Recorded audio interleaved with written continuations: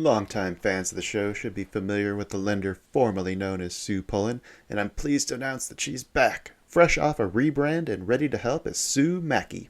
Sue is a certified mortgage advisor at Fairway Independent Mortgage, an equal housing lender who focuses on finding the right product for you and your needs. She has over 20 years of experience helping thousands of homeowners. Whether it's purchasing, refinancing, or even a reverse mortgage, Sue will help. Sue's licensed in 36 states now, so reach out and let Sue Mackey it happen for you. The best way to reach her is just give her a call at 520-977-7904 or in an email, spullen@fairwaymc.com.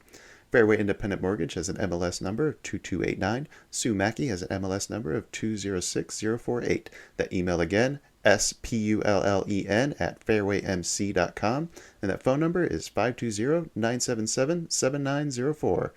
Shoot Sue an email and let her know she needs to update that address. Disclaimer time. This is where I tell everyone to lighten up. It's just a podcast. Trading is like that roller coaster at the amusement park. Thrilling, unpredictable, and potentially stomach-churning. What works for one person might leave another clutching their hat in the wind.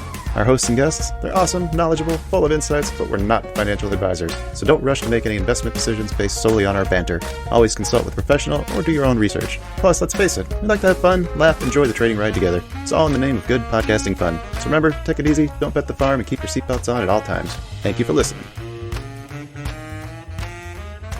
Hello, everybody. Welcome to the China Shop, home of the Band of Traders podcast. I'm your host, Kyle, and joining me tonight, we have Vanta Trading's Baba Yaga, Avo Alpha's Fleri, and nearly two-time M-Period champion Bear Goes Long. How you guys doing today? Good, man. Good. Pretty good. Great. Shout out to anybody who's dedicated enough to listen to us live. Please feel free to make use of the chat, join in on the discussion. Our topic tonight promises to be a spicy one if Baba's group DM interactions there were any indication. Should be all about trade sizing and the factors that go into that. After that, we'll recap our week in the good, bad, and ugly. Maybe make some bold predictions if we got some time. Speaking of which, we'll check in on those after. Of course, everyone gets a chance to plug and promote. Baba, what do you got for us? Oh man, I said it last week or 2 weeks ago, and I'll say it again. You should check out the Discord, if for no other reason than to hang out on Fridays. Fridays That's it. are the Simple. fun day. Hang out on Fridays, free Fridays. It's a good time. When's our next Trade Pro one? I need to set that up, I guess. So. I almost hopped in there with you guys this morning just to victory lap that setup this morning on the open long? with you guys. Oh my god, dude! Yeah, I saw you guys were banged. all in there and you were streaming. I sent you the screenshots, but I was packing for the cabin, so I was like, I better get out of here and not push my luck on month end. But I almost hopped in. I'm due to hop in there with you guys. Oh yeah. Well, definitely got to get you back in there. Flair, what do you have going on, man? I mean, not too much, nothing that I'm promoting, just enjoying trading. And, the crew's all been doing well. And it's just, it's just been kind of fun. I'm not a big all-time high trader. Like, it just kind of messes with a lot of the modes of work that I look at normally. But, been enjoying the rotations and the ranges that this, whatever up, down is left, right has been causing. So I'll take it. Volatility is the friend. So that's about it. Shout out to NQ. What's Brer Barrel up to? I passed by some really nice looking whiskey stores, and I was thinking of them in Colorado. Yeah, the boys are doing good over there and still pumping out content. And again, I still got to get on a tequila episode. I've yet to do that, but it's always good sampling when you go over to tequila with some sound guys, pickle juice. Yep. Bear, you got anything you want to shout out, promote? I think really just thanks to Vanta Trading and absolutely Friday M-Period challenge. It's a lot of fun. Give it a shot. Even when you don't win, it's still fun, right? It is. Hey, I maxed an eval today, so yeah. No, you. I think you made up for it. Yeah. All right. Show news. Schedule's still getting worked out. I just got back from a vacation, so there's not going to be a guest episode this coming Thursday, which just happens to be 4th of July. But there will be stuff coming out after that. Not quite sure what it's going to be yet, but we'll see what gets recorded and edited first. As far as the charts go, Uruguay and Slovenia still keeping us in the top charts on their countries. Australia also got a nice little push to get us up there, but we since dropped off. probably a good thing because I think Phil Muscatello got pissed last time we charted his country. Let's see. Ireland, Romania, also slacking, guys. Slovenia doing their part, though. I don't know if you guys saw the review I posted in our group chat, but I'm going to butcher this name. Markori left us just one of the most amazing reviews I think I've ever seen. And we've also gotten a real special treat from Lucas in Sweden that I'm going to be putting in the mid-roll ad break here tonight. If anybody understands that, do what it says, and I'm going to hate it. If anybody else wants to do anything to rally their countrymen, send me clips or write a review or steal a phone and subscribe us on it, send it to us at bandoftraderspodcast@gmail.com or on Twitter at financialinept1. And please don't send us stolen phones. First country to chart us at number 1 in any category. We're going to do something special to commemorate that event. All right, checking in on the ongoing predictions. I think the only ones we really have that bear looking at is NQ below 18K till the election. Not happening yet. Baba, you were saying 17,716 before the election. That one's looking a little rough. Fleri shaking his head too. You wanted bold, Kyle. It was bold. It was bold. I thought mine was bold because we're trading pretty close to 18K when I made that. Let's see, what else do we got? Oh, Clitter. Did I just say Clitter? Cleo's Twitter passes us all by end of year. Oh my god, you were dynamite. Oh my god. We just got unmonetized. Oh my god. Are we going to leave that in? That's the real question. Oh. Her count is all right, currently... everybody pretend like that didn't happen. Her count is currently at 34. It's still going up. So keep subscribing to her feed there. I want to see that one happen. All right, I think that gets through all the business end stuff. So, Fleri, you want to kick us off and kind of introduce the topic since this is your brainchild here? I guess, sure. We were kicking around some ideas for today, and one of the things we wanted to talk about was just like bet sizing or trade sizing, whatever you want to call it. I think there's just a handful of like really, there's some quantity ways to do it. There's just some feel ways to do it. There's day by day. And so just to really have like an open conversation about like, does anybody take an analytical approach? Do they just go with like gut feel? Is it based on setups? Like what kind of things are you doing to determine, how many contracts you're going to trade? Are you going to trade minis? Are you going to trade micros? And does that, change given, X, Y, or Z? So really just to have a conversation around, how much are we comfortable with putting on any particular setup or any particular trade, and what drives that. Mm-hmm. Well, I know Baba has an interesting approach with kind of like the feeler entry and then the add into strength. I'm more of I'm better off putting it all on at once kind of camp, and then size it based on the risk. So if it's 10-point risk and I want to take 40 points of risk total on any given trade, then it'll be 4 contracts. Bear, what about you, man? How do you approach that?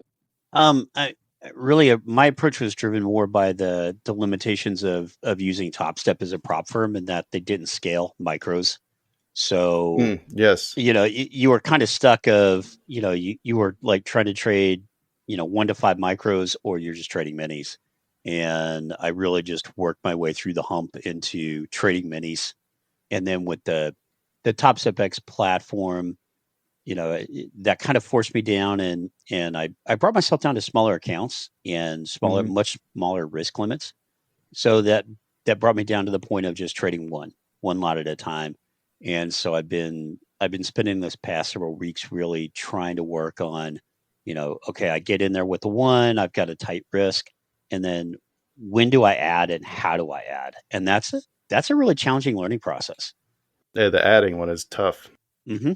It is. It's huge. I feel like I always ruin a great trade whenever I try to add. I've heard Fleri talk about that too. Yeah. Know how to ruin a great trade with an ad. Trust me. Ask me how I know. Yeah. Mm-hmm. Yeah. Oh yeah. I see ProShot in chat here mentioning like probably one of the main ones, but it's a little difficult to do depending on like what you're scaling in or all in all out strategy is. But what he was mentioning is basing it on R. Yeah. And so, I think this is something that I did for a really long time. Really like as we're building up accounts and things like that. But let's just say you have $1 risk, right? And a stop, right? So I want to lose at most $100 in this trade. Mm-hmm. NQ is trading, $20 a point. So How do you make that work? Well, you can't. So, okay. Well, in theory, you can't unless you have a 5 point stop. God bless you if you do. So you would have to trade micros. So like you're basically building this based around an R, and that R is a dollar amount. Typically, rel like some metric of like your account size. I know a lot of people will do like, they don't want to trade to be more than like 1 to 3% of their account or something like that. So like that's something that I did for a long time. But I think as you start to get into like multiple contracts or like scaling in, scaling out, sometimes that math can be, relatively difficult to do. But I think it's also a really strong way to lean into setups that offer asymmetrical risk. So like the opening range no tick is a great example of that trade. So let's say like normally your risk is 15 points, and you're willing to, lose whatever it is, $600 on that trade or something like that. Well, if all of a sudden we have a no tick OR, which basically means like we're shooting up right out of the opening range, we've never traded below the opening range low, but we pull back and you have some stats based on that trend day holding. Well, if we get, say, within 7 points of the opening range low and you see something that you like for entry, well, now your risk is no longer 15 points. It's now 7 points. So do you dynamically size that in the moment? And I think that's kind of like the driver of a bunch of these related styles is how quickly can you adjust and how quickly can you think? Because let's just say normally you're a 2 lot trader, right? Or like that would be a 4 lot, $600, right? So if you're normally risking 15 points, $20 a point, you could be in a 4 lot. But if all of a sudden your risk gets cut into half because of some certain setup or an asymmetrical opportunity that shows up, are you quick enough, or do you jump into an 8 lot and still risk the same $600? But now you're in an 8 lot with a asymmetrical risk, and when it runs, kind of what do you do? So I guess I would like throw that back to you guys, because that's something that I look for those asymmetrical opportunities all the time, and I find it difficult to like get it perfect. Like I often find myself doing like napkin math, like really quick. Like okay, this is it's roughly going to be like 8 points if we pull back. I'll put on an extra 50% or something like that. I won't necessarily double it or something like that, but that's something that I try to do when I see those opportunities a lot, and I think it can be a great way to have a setup that normally you'd be willing to give, say, 15 points or something like that, turn into a multiple R type trade. Man, that's a good point. It is hard to do that math quickly. I think when I find myself in that scenario, normally I'm trying to put my stop where it goes, seeing where it's at, and then knowing, okay, with 4 contracts, it's at this amount. I can comfortably take on 2 more contracts at this price, and then work them in if I have time. Otherwise, if you miss it, then whatever. What about you guys, Baba, Bear? Yeah, I have floated around this a little bit back, so I think it's a fluid thing for me, to be honest. So there are times when I think the emotional side, or like the what's my stress level just generally is going to affect the size that I trade. And that may be, you could call that like terrible or not terrible. I don't know. But I know for me, there's times when I feel strong. You know what I mean? Like I am in a good place, and my emotional tank can handle, a certain size stop or a certain amount of size in a trade and taking a stop, and it's not going to be a deal. Like it's not going to derail me or whatever. I also know that if I have been on a stretch that's been a little bit tougher, or it's a certain day that I know typically my trading isn't as strong, then I'm going to handicap myself a little bit with the sizing, and almost regardless of the setup. Like to me, the keeping my mental space solid is my biggest. That's a bigger weapon than big contracts. So for me, I lean more into like the interpersonal side a little bit. Now there's times when those things both line up. Like I'm trading great. I've been trading well. I'm feeling confident, and I see this asymmetrical risk opportunity that while maybe I would trade, let's say like a few weeks ago, trading 3 to 4 minis, right? Would be like a normal trade. and we had some setups in the overnight session that were just really easy for me to see and exploit. And so in the RTH session seemed to be a little more difficult for me to get positioned in. ETH was giving it out like candy. So there were like 3 nights or 4 nights where I was in trades that were 3 times the size of a normal trade. But the benefit of that ETH trade was like you're talking about, Fleri.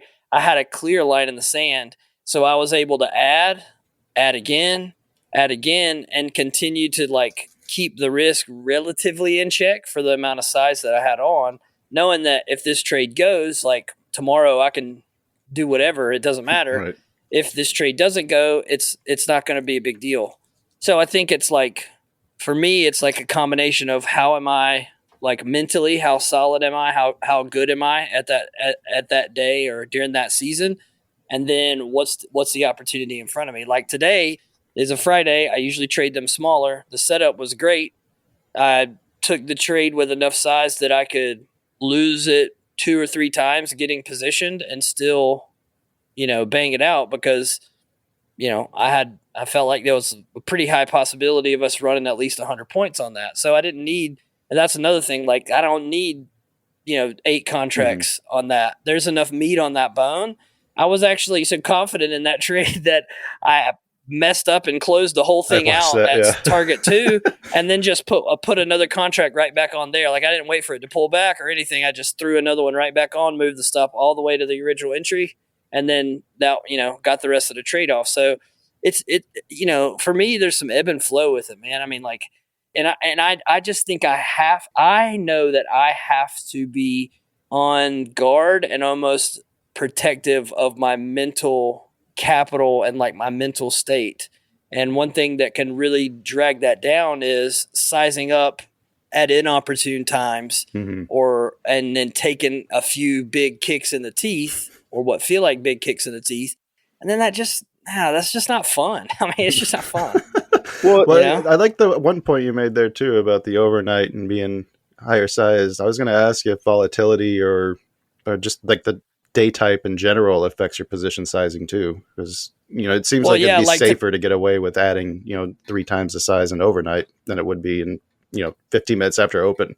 Because it's moving like a snail. Yeah, exactly. Typically. Yeah. And well, so like in today, like we talked today a lot about where we were with regard to value and balance, and like this really wasn't eventually there was a short setup, at way up there, wherever it was. I was done by then.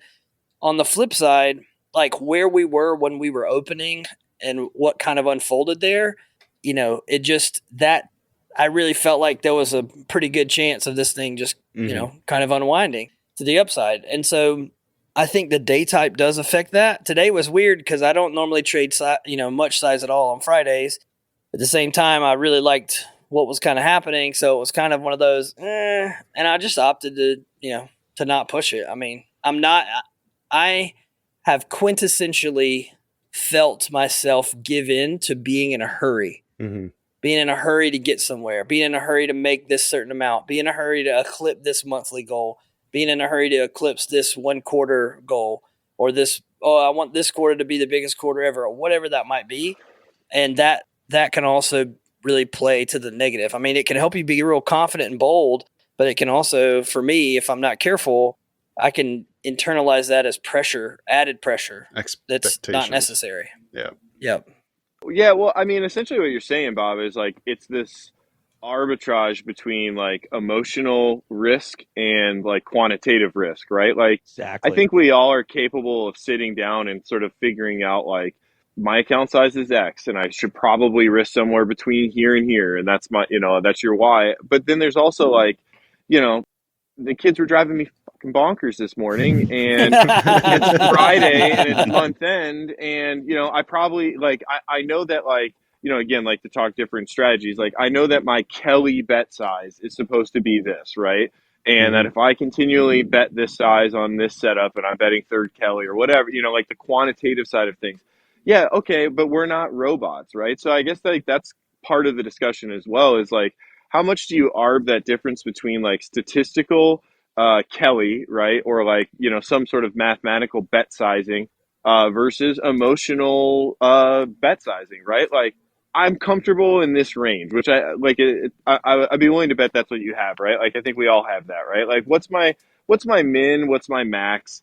Maybe it's setup driven, maybe it's whatever, but it's just like some range. And then given how you feel that day, whether or not you think the setup is A plus or not, like sometimes you have to gut it up and like go for it. But like this morning, I think was probably a good example of that. But yeah, I agree with that. And I think that's like the driver of the conversation is like, it's easy to know the right thing or to like go and study like some of these quantitative ways to like size your bets or, risk your capital. But then there's also like, okay, let's say Kelly tells you that, on the setup that happened this morning, you're supposed to be in a 10 lot on Friday into month end, right? Like, Yeah. still execute, like we're not robots, right? I mean, God bless you if you have an automated system. I've got some stuff that runs, but like even watching an automated system trade the optimal bet size is difficult to do. I mean, I work with a handful of people on like sort of developing some of these bots and stuff like that, or like deploying them. And one of the hardest parts is just watching, like we all have a saying, like, just let the bot. It's super hard to do. Yeah. So, I mean, there's even an emotional side to that where like you've gone in, you've determined like you have, years or thousands of trades to run the stats on. What the equity curve is supposed to look like, in theory, like you can run your Monte Carlos again, like all this quantitative stuff. But at the end of the day, even in an automated system, you got to sit there or don't, right, is probably the best thing to do. But you have to watch this thing automatically trade the size that you predetermined it was supposed to trade, or in some cases, dynamically size up as your account size grows or shrinks and things like that. So I think that's a huge piece of it is like you also have to be comfortable with it, right? Just because you have some R answer, right, of how much you're supposed to bet, can you actually do it well at that size? So like there's that piece of it too that I think is really important. I don't know, Bear, what do you think? I know you have like an interesting angle too from like the prop side of things as well, that there's some caps and some limitations and there's goals there, right? So there's this like driver that like you want to get across the finish line. You want to get to that, payout, whatever ladder or whatever they call it. So there's some drivers from that perspective too, where it's like, and let's be honest, I they all think those are incentivize you to traps. size up, right? Yeah, Those exactly. are traps. It's the gimme gotcha. Going for the goal that's a bad road to go down. If you start to think about, how do I make 3,000? How do I make 4,500 a day? That's going to put you in a position where you are massively oversized. Yeah. And, there's no faster way to blow an account. I really appreciate Baba starting with the emotional side, because that's really what drove a lot of my education of, looking at these different risk levels. And, when I'm going to trade, I'm mostly not looking at it in dollars. I'm looking at the risk in points. And what I've learned, I cut my teeth doing 10 tick and Q scalp. Scalping a Q with a 10 tick stop, which is insane as it sounds, but I made it work for somehow. Hopefully in Globex. Both. But I opened that up quite a bit, and it really opened up my trading. I'm like, oh, okay. I was doing this on hard mode. There's no reason to. And what I've found through a lot of experimentation is that my comfortable stop point is about 8 points in NQ, 7 to 8 points. I've done stuff with like 15, 20 point stops, and I just emotionally, I can't watch it move that far against me. And so that, that's my boundary. I don't do anything super sophisticated. In the accounts that I'm trading right now, my personal loss limit on the account, what I've found to be the most effective is about $450 a day. And that's just going back through a lot of failed evals and stuff and going, okay, on a day, if I hit the point where I've lost 450, my chances of ending the day green are about 2%. So I'm never going to let myself go down there. That's a great stat to have. Yeah. That's so funny that you say that, because I know what that number is for me. Where statistically, if I look at all my trading, if I am down below a certain threshold, it's not coming back. Yeah, that day, you're in the spiral. I'm on the wrong side. I'm overly biased or I've Yep. sized up way too much. But I can look at, I've had so many days, I got so much data. I know like, it's just not, I mean, it's just, that's it. Like we're Yep. just done.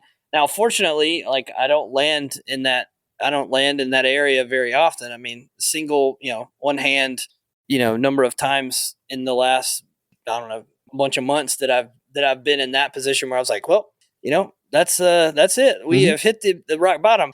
Bear, I think this is also, you make a great point. There's a difference between how much I can lose and how much I can lose that doesn't damage me. Mm-hmm. Like that doesn't affect the way I come in the next day. Yep. Like I can lose a lot more like on paper and still trade the next day, but I can't effectively trade the next day. You know what I mean? And so the fact that you looked at like Top Step says it's whatever the account size is, say it's $1,500 or $2,000 that you can lose on a day, but really I'm kind of getting fragile around $500. Yep. To have the discipline just to call it there, knowing that statistically it's a hard road back. That's like trading with longevity in mind, which part of like that's been a theme that I've been trying to, just continually remind myself of. Is like, it doesn't really matter how much I can make this week or today. I want to know that like in 6 months, I'm still solvent and sane. Bro, there's only two types of traders. Ones that trade the open tomorrow and ones that don't. That's it. There's only two types. You either trade the open tomorrow or you don't. And it's Friday, so whatever. Fuck you, but you get it. Bear, so question for you on that day, because the daily like sort of like stop, but it's like a mental stop. But again, like Baba said, like, yeah, can you maybe afford to lose more? You can, but I guess the interesting question would be, let's say you have this $450 that you're willing to allocate. How do you then decide to allocate that across either a sequence of trades? If you see a great A+ setup, are you willing to allocate basically your day to something, whether you're, let's say the naughty word dollar cost averaging, right? Whether you're dollar cost averaging, adding to a trade that could potentially come against you, or just like sizing up on a trade, is there ever a version of just going in, and putting that 450 on the line because you saw something you liked? How do you view that bucket that you've given yourself for the day? It depends on where I'm at on the day. So going into the day, it's really simple math. The 3 stop out rule of if I've taken 3 stop outs, I'm probably seeing the day wrong. Mm-hmm. And so I start the day and I say, you know what, my daily risk, my daily R is $450. Divide by $350. And hey, I'm trading NQ. That's 7.5 points. Okay, that's my comfort zone. So the math works in my favor on this one. Yeah, slippage, I might lose, $500 worst case. The other side of that is that, generally where I built this system was in the evals where your max loss in the eval was $2,000. So 450 gave me 4.5 days that I could go backwards before I blew an account. Yep. So you're even thinking about it like longer term, like, yep. Like, so the 450 is a bucket of a larger, sort of number that you're really just kind of breaking down your bet size from a holistic number all the way down to a single trade. Because and again, this is gaming. This is designing myself around the prop firm's rules. So in that account, my maximum daily loss is 1,000 per the rules, and my maximum daily gain is 1,500. Well, if I set my personal loss at 450, that means that I can have 3 bad days in a row and I'm still live in the account. And I can have that 4th day can be a banger and I'm back to even. Yep. It's I've heard Baba talk about that before too. Like a bad day shouldn't take you multiple days to recover from. If you can have one good day that recovers from 2 bad days, like that's kind of where you want to be, I think. Yeah, absolutely. Yeah, I mean, how many people have said this? And you said it a minute ago, Fleri, like there's traders that trade tomorrow and traders that don't. Unless something crazy happens, like none of this is going anywhere. Like tomorrow, the market will still be there. The next day, and like I've said that before, and we've all said that, but like the reality of that, like really, really trying to focus on the fact that like it really, really will. Yeah. And I will be left dealing with the damage or the fallout if I if I leave the reservation, Mhm. like I gotta repair the damage, Right. not all in one day, but like But it's a there's question of no need. do I want to rebuild the entire house, or do I want to just sweep off the back porch? Yeah. Like what is, so I think like one of the questions that I think I'm trying to think about more is like what is it about today that makes me want to allocate more risk? So if there's not anything that's like, man, this is a random Tuesday, we had 8:30 news and it set up perfectly to some of the time stuff and sessions that I look at, that's a day that I would like to allocate more risk, especially if where we're trading in the bigger picture is somewhere I really want to be participating. Then okay, great. There's a systematic and there's a structured and there's a historical and there's a statistical reason to maybe give this day a little more credence and maybe be a little busier, maybe stretch the targets a little, something like that. So the strength of your setup plays into your position sizing too, then? I mean, I mean a little, but the point that I'm trying to make is most of those days that end up being like stop out, stop out, stop out, stop out, none of those things are present. Mm-hmm. So there's nothing special about that day that would even warrant giving it any more of a shot than any other normal day. And I think sometimes we flip those two. Like I found myself like trying to really lean in on some random normal, completely like effectively lame day. That's like, what am I doing? Like Right. I'd rather save all this gas for like a Tuesday 8:30 news day when we're trading. We just traded below balance and we just came back into a 4-day balance. Now that is a day, and we have 8:30 news. Like, okay, I can do that. But a 10 a.m. news on a Friday, typically not my favorite, right? Or a 10 a.m. news on a Monday, like, God dang, 10 a.m. news all across the board. 10 a.m. news sucks for me. I don't like it, right?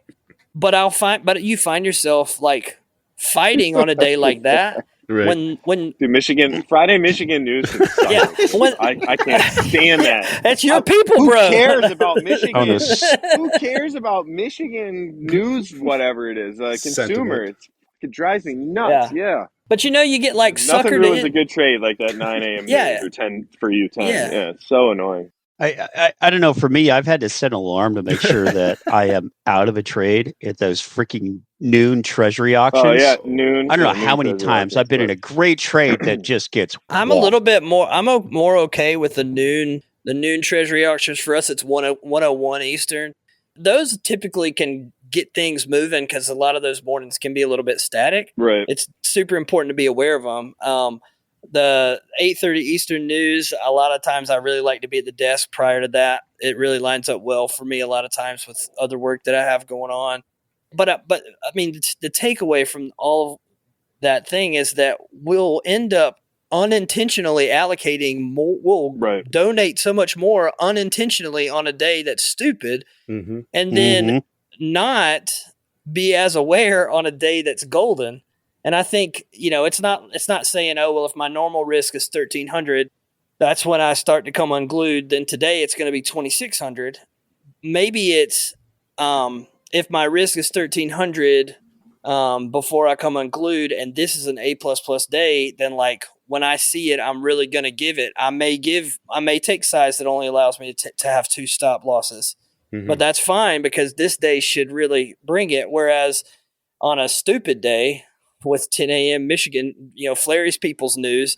It's like I'm from Minnesota, man. It's the same general area, bro. Minnesota. It's all up there, okay? And I'm way down here. Okay? Yeah, I know. Listen, trust me, I know. We got the lakes, though. Yeah, everybody listening can tell. Longtime fans of the show should be familiar with the lender formerly known as Sue Pullen, and I'm pleased to announce that she's back, fresh off a rebrand and ready to help as Sue Mackey.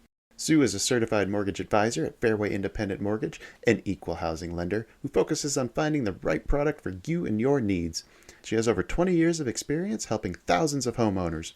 Whether it's purchasing, refinancing, or even a reverse mortgage, Sue will help.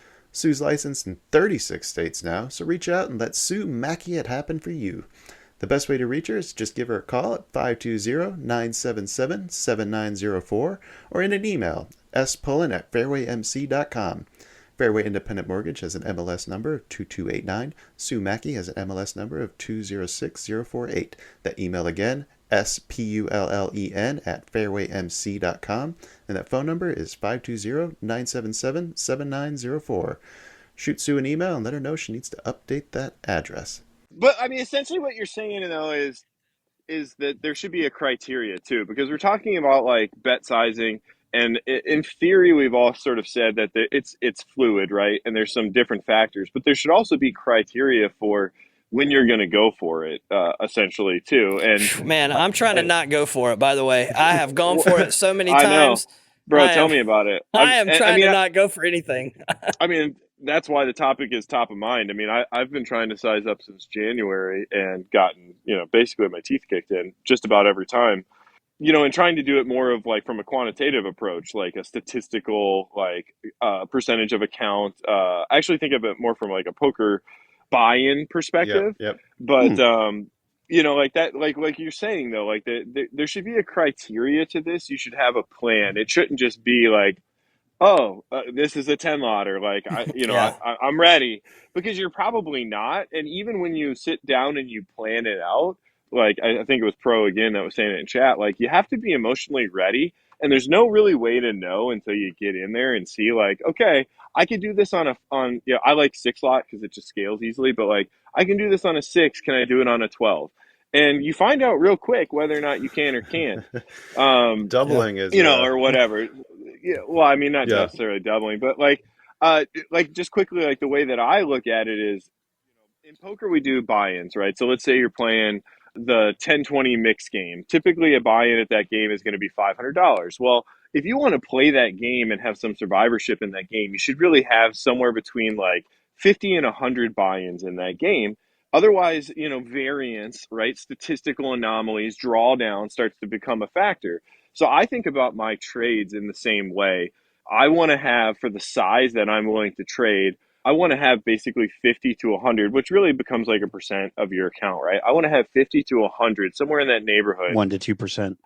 Of those bets that 1 to 2% that I'm able to do. And I won't size up, or I will size up once I grow my account to the next bet size that I want to make, or the next risk tier that I want to jump into, until I have 50 or 100 bets. But in that journey of going from 50 bets, 50 is really where I sit. So I'm comfortable at 2% risk with the stats I have on some of my setups. But when I'm on that journey from getting to 50 bets at this size to 50 bets at this size, there's streaks, right? And there's opportunities. So like, you see certain day types, or let's say you've had a really good week, or whatever it is that, like, again, you feel like you're ready to take a shot. Just like in poker, you've had a good week playing the 10-20 mix, and there's the 20-40 mix sitting right over there. Well, sometimes you run up a stack in the 10-20 game. You had a $500 buy-in. Now you got $2,000 sitting in front of you. Well, hey, that's a buy-in over at the 20-40 game. So you take your stack, you go sit down, and the game is harder, right? Like there's different things that are going to get thrown at you. There's different emotions. You're getting check raised. You're in spots you weren't comfortable with or familiar with before. And trading is very much the same way. But like, sometimes you can grab that stack that you've ran up, whether it's at the end of the day, whether it's going into the next day, and you just take a shot, right? But it has to be calculated. And this kind of circles back to what you were saying, Bob, is like, there's criteria to it. Like, okay, I'm at 75 units at the bet size that I'm at. I'm going to take a shot every time I get roughly into the 75 units when I see a setup that I really enjoy. And that might be a 50% increase in size. It might be a 100% increase in size.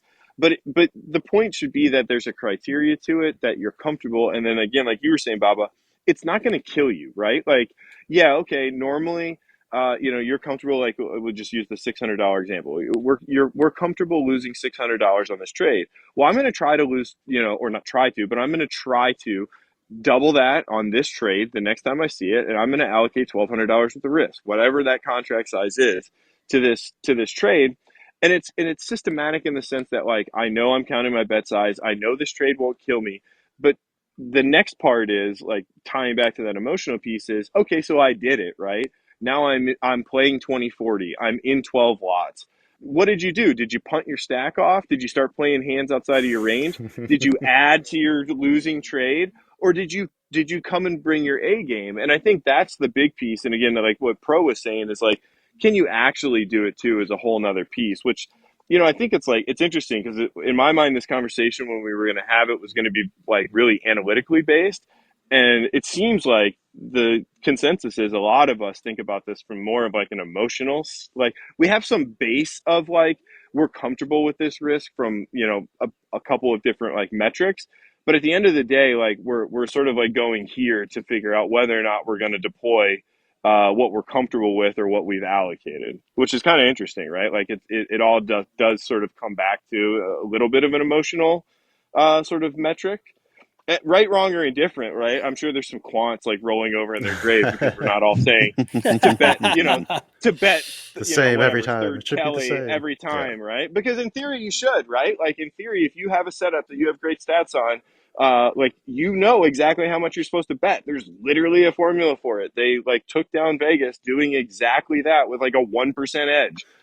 So in theory we should be doing that, but the reality is, can we do it? Yeah. Can we be robotic enough to do that? And does that give us the longevity to then be here tomorrow? And I think for most of us, that answer is probably no. And maybe that's what takes you from, good to elite to, whatever.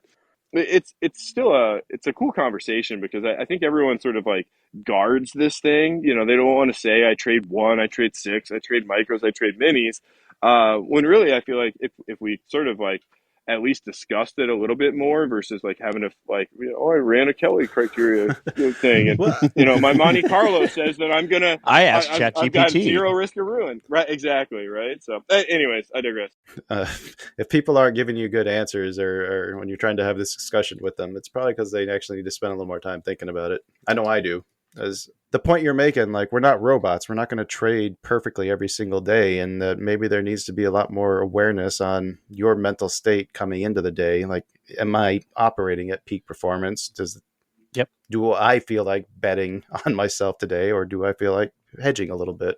And Purdue has a little bit of an approach to that him and I talked about that I've been incorporating. Fleri, you were asking earlier about, how do you know when to scale up, when do you scale up? And it's a little bit emotional, but it's also what I've been working with is it's just where am I at on the day? Mm-hmm. So am I, have I got over my hurdle for the day? Top Step has the $200 to count for a payout. So am I over my $200? Am I over my daily R? Now I feel like I've got a little bit more room to run. And if I'm trading well, that's where I'm sitting here going, you know what? I'm in a solid trade. This thing's moving. I've got room. Sure, I'll scale up. I'll add another contractor to this trade. Now I'll bring my stop up to keep my risk relatively small. Mm-hmm. I'll try to keep my risk at that negative 150 or if it's running, I'll just bring it up to break even and go, okay, I'm going to the moon or I'm scratching. And that's a little bit of an interesting approach. That's a little different. I think the discipline piece of adding is pretty huge. And I think I've like asked myself the question at times when I'm toying with the idea of adding into something like, okay, so for example, some of those Globex trades started as two lots. And that's like not a big deal trade. I mean, that's small. I would say that's relatively small, generally speaking. Then I was like, man, this is actually a really setting up well.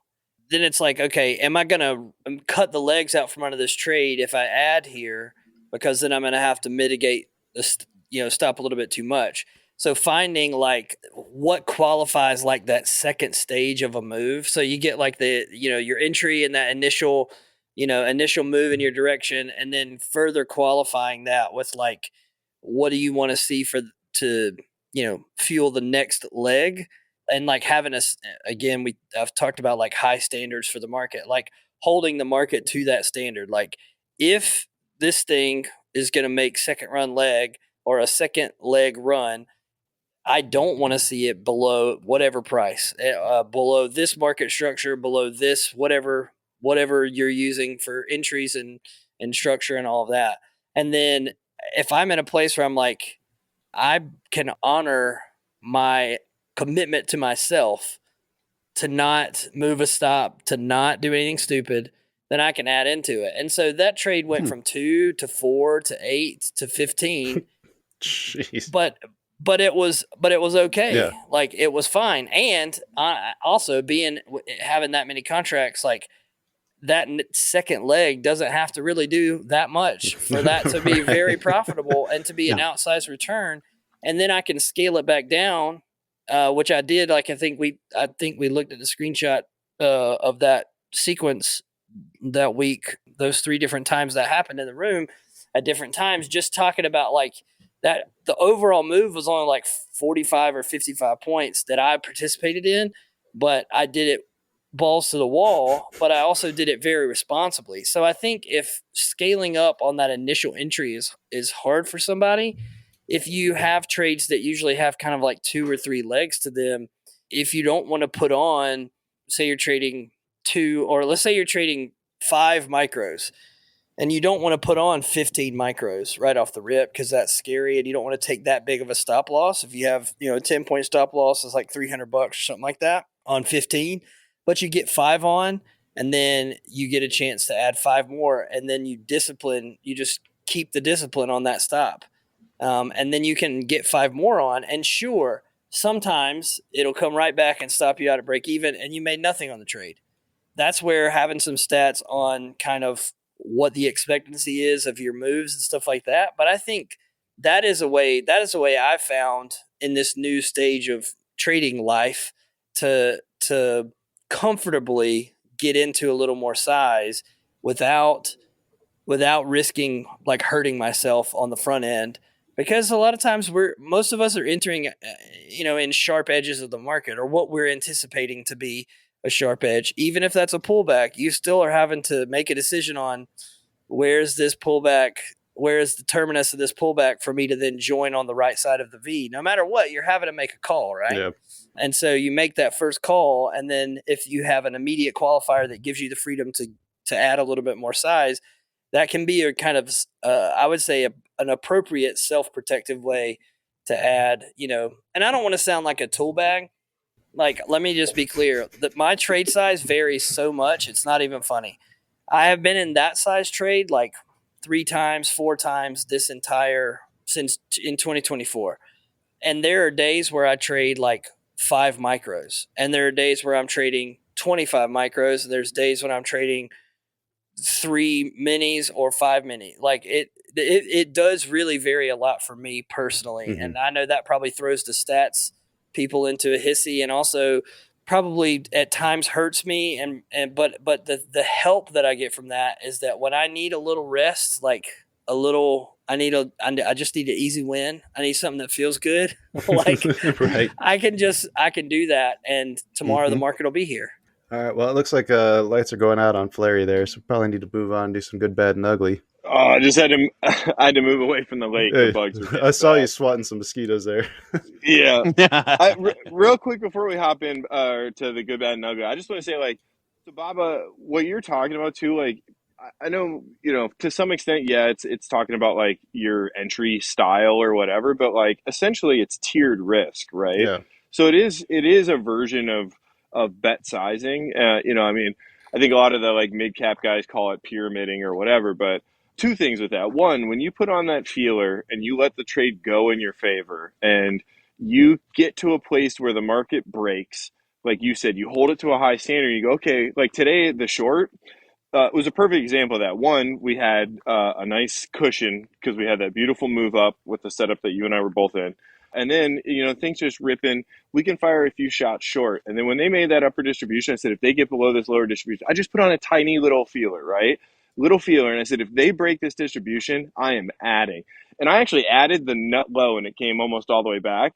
But I still did it, right? Mm-hmm. Like I added down there, and then they broke it. I added again. And then they got through the cave, and they were holding that lower distribution. I added again. And then I said, okay, here we go. Like below the open, I'm just holding. Mm-hmm. I'm just holding. Yep. And you scale a little bit of it out across the way. But again, that like tiered idea is sort of like a version of that risk management or bet size, because you're starting at a comfortable level. And I think that's another interesting thing, like especially like bear in the eval environment too. Like, you get these bigger accounts, or let's just say you have a big account, right? Like you have more capital than you need to trade. If I said gun to head, make $200 tomorrow, and I gave you a $300,000 account to do it, would you do it on a 30 lot mini, or would you sit there and just rip like levels on like a few micros and scale in and build tiers into risk? And how easy of a time would you likely have to do it? Like gun to head, you'd be like, dude, no problem. You're gonna give me 300K, and all I have to do is make $200, 100%. right? Like, so.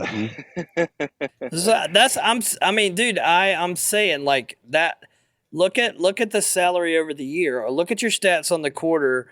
Like for me, it's just glaringly obvious that like it's way easier to do that than to make like to make like 4 or 5 grand in a day, because the bad days hurt too much. Mm-hmm. I mean, like just to be honest, like that, and the stability piece, like it's just not worth it to me right now, unless it's super great, ideal, perfect, whatever. It's just not worth it. That makes sense. And your question is actually a perfect lead into the good, bad, and the ugly, because I built this approach using the eval, and I built it around the eval rules, but I've graduated out of that, and I've gone from trading evals to trading 1 funded account to 3 funded accounts to 5 funded accounts, and dealing with that emotional roller coaster of, oh crap, this is actually real money. So yeah, it's yeah. Before we jump into good, bad, and ugly, though, I do want to play this clip for Lucas sent us, a call to action for all Swedes. So. Hallå till alla mina svenska vänner. Ert stöd har visats i siffrorna, men nu behöver vi er hjälp. Så minst 12 stycken till, kanske till och med dubbelt så mycket för att nå första plats. Så säg till era vänner att prenumerera på Band of Traders. För att om vi når första plats, så lovar jag att jag käkar surströmming. Awesome. All right, I'll translate. What that I'm means? almost sure it said. I'm almost sure that he said, when figuring out a bet size or how many contracts to trade roughly 50% of your account on any given trade, and you'll be fine. I'm almost sure that's you might want to run it through Google Translate, but I don't know. I'm not sure. That was not quite, but it did say that I'd probably be eating something pretty nasty if we chart number 1 in Sweden. Wow. All right, let's do some good, bad, and ugly, and we'll get this show on the road here. Anybody in particular want to go first? I'll fire off and then probably cut out here because the bugs are getting super bad. But All right. I'll just say good was just a good end to the week. The trade this morning, again, we talked about it a few times, but something I've really been working on and leaning into, and saw it today. And it's just a cool opportunity with the liquidation from the low. So just like good in the sense of been putting in a lot of work to sort of like bring this last little piece of what I'll call my process together, from both statistic and just execution, entry, like all of these things, bet sizing. And today was a good culmination of that. And, I would say the bad was just, still having those like size up, like again, into this bet sizing, like throughout the week, like, every time I try to take this shot, just like kicked right back. So I had a couple of those this week where, like Baba, like you were saying, the decision-making process of when I chose to allocate those was maybe driven more from I want this place versus I'm ready for this place.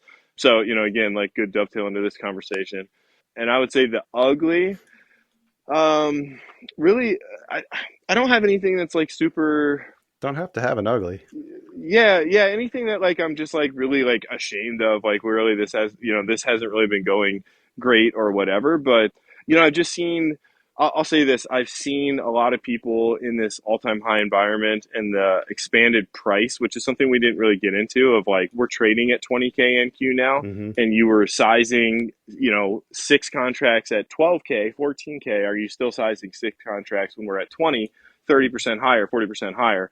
But the point here is, I've seen a lot of people struggling in this area, not only in like the prop space with all the weird shit that's going on with Apex and all this stuff, but like just in general of trying to like get acclimated to the auction up in this area.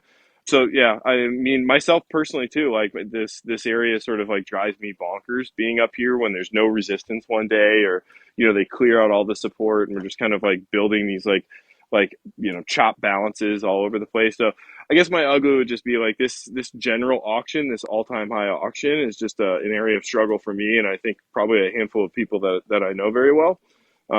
Yeah, I'll leave it at that. Fleri, I want to dig around and see if I can find this book. There's a book I had that I remember it talking a lot about like gulp limits when it talked about like moving up to a new game. I wonder if maybe that might be something that's beneficial, especially if you're already thinking in terms of poker. I'd love to take a look. Please send it my way. See if I can dig it up. Pretty sure I unpacked those not too long ago. Baba, you want to go? Sure, we'll go. And Fleri, if you need to jump off, we won't feel bad. Yeah, we still love you. Yeah. I'll listen in on mute. All right. Nice. So let's see. Good would be this is a timely conversation because I had a really good, another fantastic conversation with my wife last week. Love that, man. Just talking about trading and all of this stuff. And one of the things that she said was like how disconnected I can be from dollar amounts on the screen. Mm-hmm. And how in reality, like not in a mean or like pressured way, but like the swings don't need to be as big as they are because we don't need the big upswings. Right. If we size things back a little bit, then the low is not nearly as low because I don't get nearly as frustrated or tilted. And then the highs can maybe not quite as high, but definitely you can still do a lot of really good work with smaller size. And just like in a kind of accepting way of going, let's reel it in just a little bit and just enjoy a season with a little less stress. Because we're coming out of like, the first part of the year being kind of like a roller coaster for me. And then like things kind of planed off and then kind of turned up. And we had this kind of, good stretch. And it's like, okay, what is enough, and Right. not trying to be like weird about it, but like you said, Flair, like it's, making that, let's just call it a range, $300 to $600, which is not a lot. I get that. Like, I'm not going to post Twitter, Lambo pictures or whatever, but dude, that's so easy.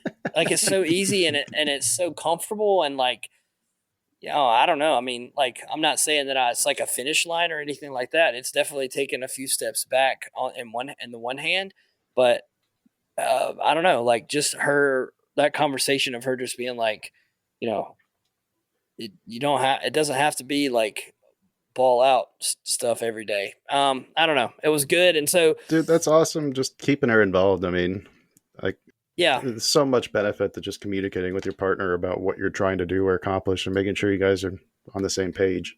Yeah. So with that being said, we kind of have a rough target, a range that we'd like to be in each day.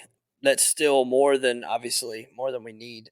But it's just cool. And so we've just been, we call it the joke is it's like the pay your rent plan. We don't actually have rent to pay because like we live in a house and whatever, or we own a house, but it's not flashy. It's not sexy, but it gets the job done. And so that's been like every day since last, I don't know, like whenever like condition rounders, that conversation. Yeah. It's just been awesome. like check Leather every day. Coming home. I don't go anywhere to trade. I just sit down at this desk, but finishing and having just having a conversation like, here's where we are. This is the day. And just having little celebration, like little wins every day feels good instead of like not talking about it that much. Mm-hmm. That's the good. The bad is that I've got those Top Step accounts that I've just farted around with forever. And they're just sitting there. The 450s. Yeah. And I just need to finish those. I forget about them for weeks at a time. And then I'll trade them for like 2 days and then I'll get bored with it. So I'll just they cost you $5 a month. Who cares? I'll put 5 contracts on and then I'll just set the stop and then the stop. And it's like, it'll either make 1,500 or lose 1,000. Not advice, But also, like, they can be used as a they can be used as a tool. Like, they can definitely be used as a little tool, little drops in the bucket. So the bad is that I've just farted around with those and haven't done anything. The ugly, this is not trading related, but on the way to we took a trip this past weekend in half of this week.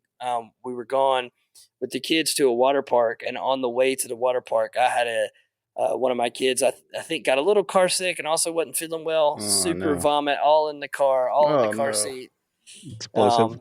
In the middle of nowhere, we had to pull over and try to manage all of that. It was ugly. It I was bet that bad. car smelled amazing too. It was tough. My wife is a miracle worker with that kind of thing, though. To be honest, it wasn't bad when she was done. Yeah, so that's a good, bad, and ugly. Wow, it sounds like a quite the gamut you ran. Barry, I know you had some pretty good. It's been a really interesting week. And actually the bad is a little bit different because after I locked my accounts this morning and kind of sat down and wanted to look through and analyze, kind of what I did today, I looked down at my notebook and it was blank. And I realized I didn't do any of my prep because I walked into the computer and I started trading the news and I never actually sat down and mapped out my levels.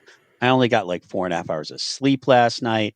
And basically, like, today was a 3 strikes day. I should not have been trading. I didn't Mhm. sleep well. I had insomnia. I didn't do my prep and I didn't write down any of my trades. And the fact that I actually did really well today, that's bad. Yeah.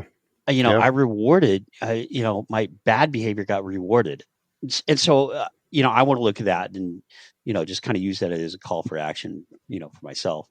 The ugly needs a little bit of a lead in over the past, I've been trading a funded account for, gosh, about a month now, and a lot of kind of seesaw up and down as I work through some of those emotional issues. And it really just kind of got on a roll the last 2 weeks. And I was trading the funded account and then multiple evals linked together. So all of a sudden these started snowballing.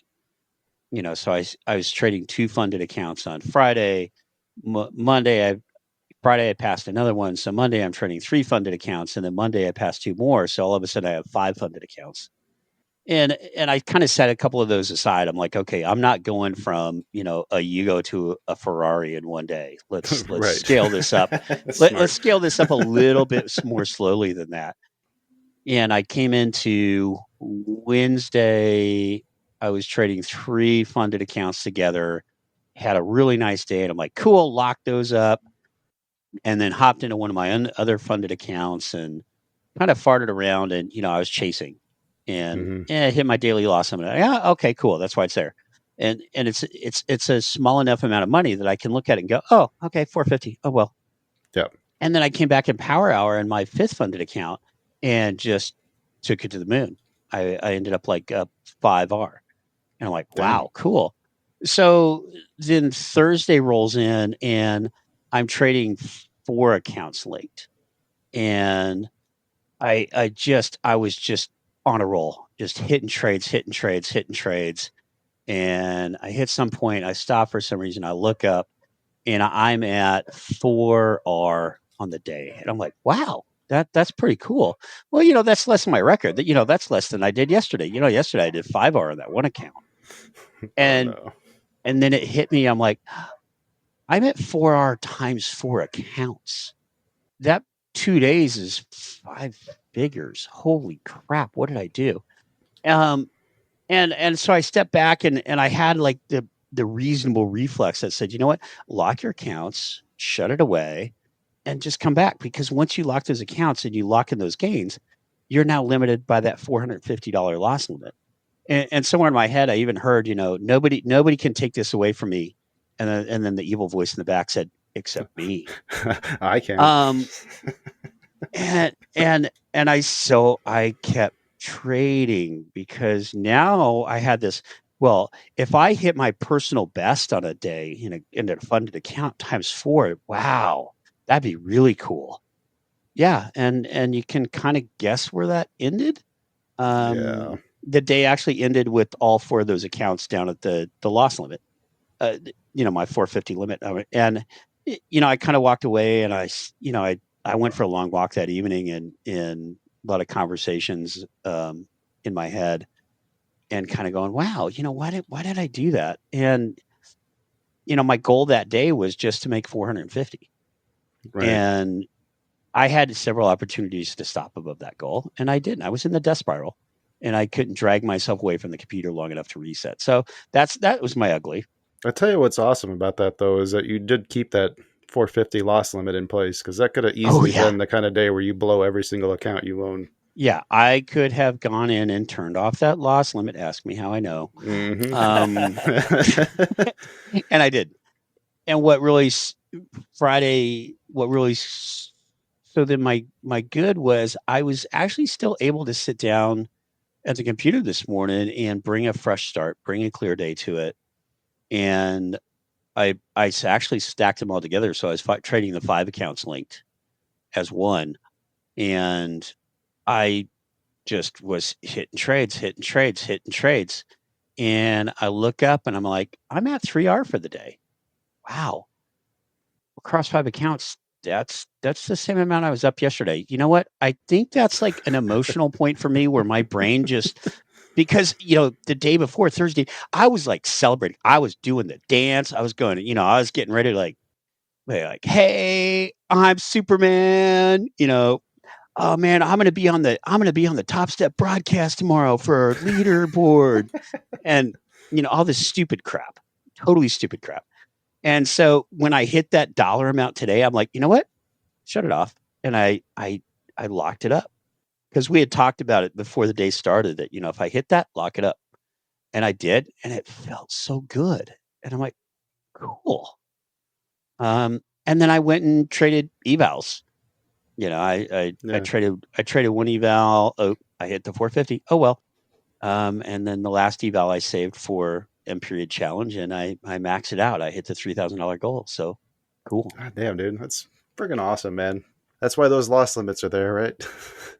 and that's been such a huge key the last 2 months when I started tightening down those loss limits and using that Top Step feature where it's like, if you hit it, it locks you out and you're done. I need to set mine up then, because I've been using like 250 as like my stop point. If I get above 250 loss, then I just switch to another account. But making that to where I can't go past it, because I've ignored it a few times. Yeah. Let's see. Okay, let me do my. So I got a couple goods that I wanted to bring up.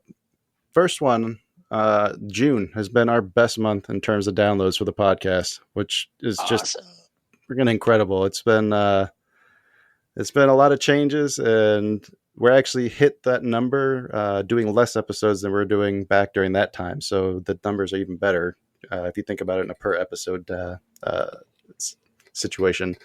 The other one, and I'm kind of afraid to say this because I'm afraid to put it out there because now I have to keep doing it, but I might have accidentally quit smoking on this vacation that I went on. Congratulations, man. I was planning on bringing a pack with me just to have one, but I wasn't planning on smoking a whole lot anyway, but I forgot the pack. And so I had opportunities to go pick one up, but I thought, it's a new environment. It's a chance to get outside of the other habits. And maybe we'll see how this goes. So yeah, I actually haven't smoked since, I want to say when I left on last week on Friday. So it's been about a week now. That's awesome. That was the hardest thing. That was so hard. And I also had a pretty decent day trading today too, if I'm going to be honest. Bad was I took one outsized loss on NQ out of the open. I don't know what I was thinking on that moment, but that one trade I think ruined what would have been like just a really good trading day. And then I had a similar situation as you, Bear.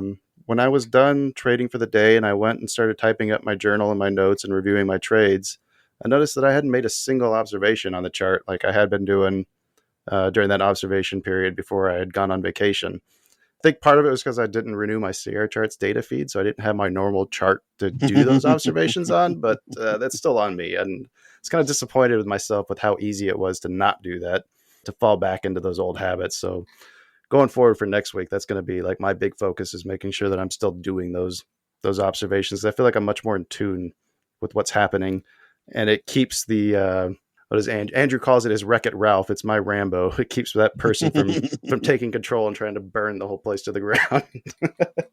Kill them all. Let God sort it out. Exactly. I think we made an episode, fellas. Unless anybody else has anything they want to end on here. Shout out to 205-point rotations on the open. Thank you. Big shout out. Yeah.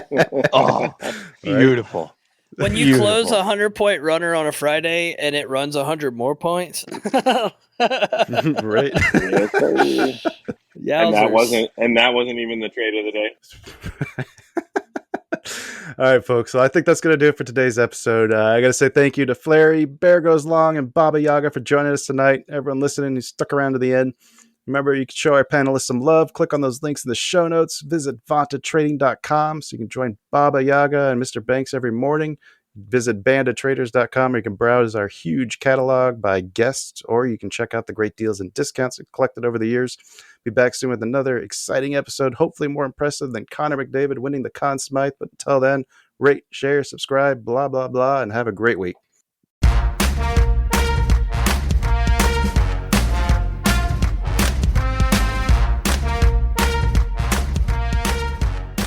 This podcast is intended for informational and educational purposes only. It does not constitute financial or investment advice and should not be construed as such. The hosts, guests, and contributors of this podcast are not licensed financial advisors, brokers, or professionals. Any trading or investment decisions made based on the content of this podcast are solely at the listener's discretion and risk.